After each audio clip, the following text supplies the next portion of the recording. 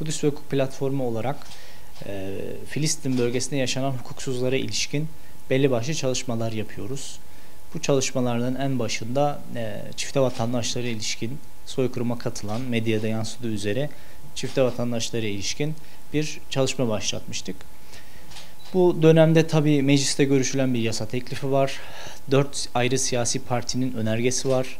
Millet nezdinde bu soykırıma katılanlar, bu suça iştirak edenler ötelenmiş vaziyette. 4 farklı siyasi partiden 4 ayrı zamanda soru önergeleriyle meclisin gündemine gelmişti. Bunlarla ilişki yaşanan gelişmeleri bilhassa takip ediyoruz süreci. Meclisteki önerge henüz beklemekte. Önerge teklifi geçtiğimiz aylarda kabul edildi. Ancak bu süre zarfında hala bir ilerleme olmadı. Geçen hafta yaşanan Belçika hükümetinin aldığı bir karar vardı.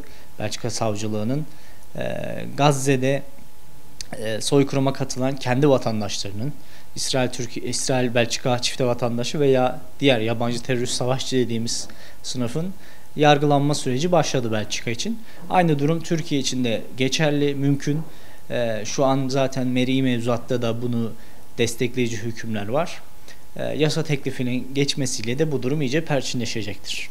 Tabii bu yasanın geçmesi meclisteki bir grup üzerine değil de tüm gruplarca o soru önergelerini veren partiler, İYİ Parti, CHP, Deva Partisi, diğer partilerin bu konuyla ilgili soru önergeleri oldu.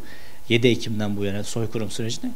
Bilhassa onların destekleriyle, yani tüm partilerin destekleriyle bu sürecin Türkiye'nin kendini aklaması yönünden oldukça geçerli olması gerektiğini düşünüyoruz. Yani tüm siyasi partilerin bunu bir siyasi mesele değil, insani mesele, vicdani mesele olarak görüp desteklemesi, sahip çıkması gereklidir.